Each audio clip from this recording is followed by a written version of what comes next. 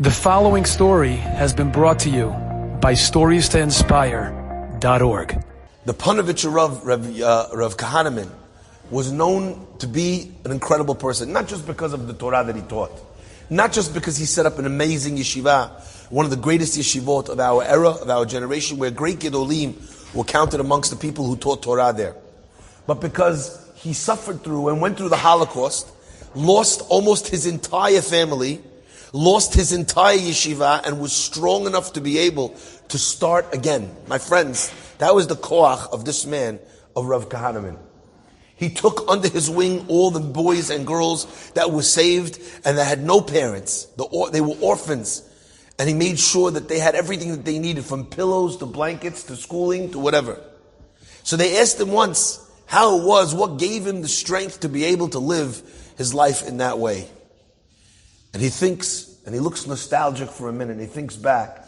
Again, this is a man who studied under the Chafetz Chaim, under great scholars. He says, I remember when there were three of us back at home as children. And it was a snowy day like it snows only in those Eastern European countries, when there's 2 feet of snow on the ground. But we were very poor, and we only had one pair of children's boots. So we said to ourselves, it's very cold, it's dangerous to walk. If you don't have boots in the snow like this, get hypothermia, you could die. I guess it's a day off school. You know, a snow day in Russia is not like a snow day in America. You look outside, you see 2 flurries back in the day when I was a kid. Turn on the radio, waiting to hear if school was canceled. Right? In Russia, you know what a school check is? The school snow check? You look at the window. If you could see anything, then you're going to school. If it's all snow, then we're not going to go today. My friends, school, they had no one pair of boots. His mother, she only had one pair, so she took the oldest kid to school with his boots. But she took a bag, and in the bag she took the boy's shoes.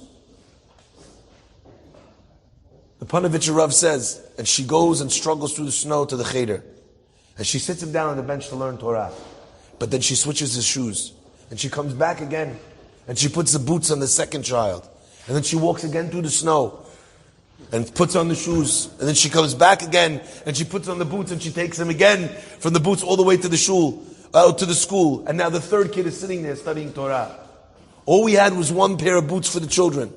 And that was enough. And I saw how much it meant to my mother. What do you want to do more in life than make your mama proud of you?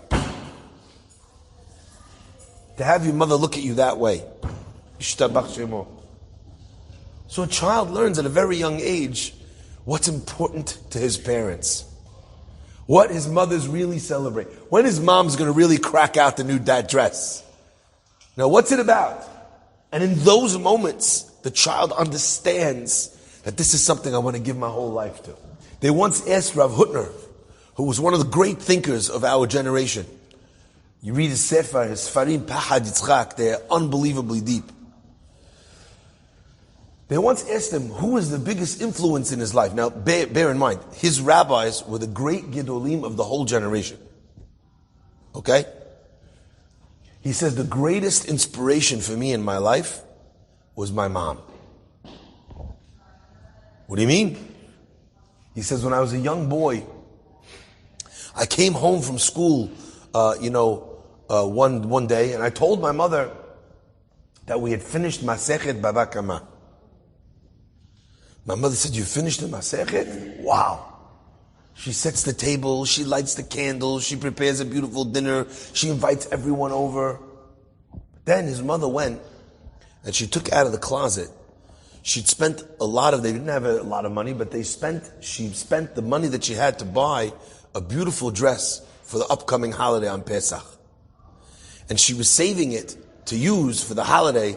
This was her special holiday dress that she was going to use, waiting for the first time to make the Shechianu. He comes to the Siyum Abakama as a child, and he sees his mother has put on this brand new dress that she was saving for the holiday. So he says to his ma, what are you doing, ma? Why are you wearing your Pesach dresses middle of the week? She says to him, you know what comes, the holiday comes after Pesach is Shavuot.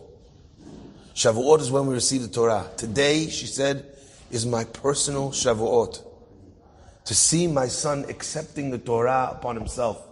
A young man who's dedicated himself enough to Torah to sit and finish an entire Masechet. There's no happier day in my year, in my life, no greater holiday for me than tonight.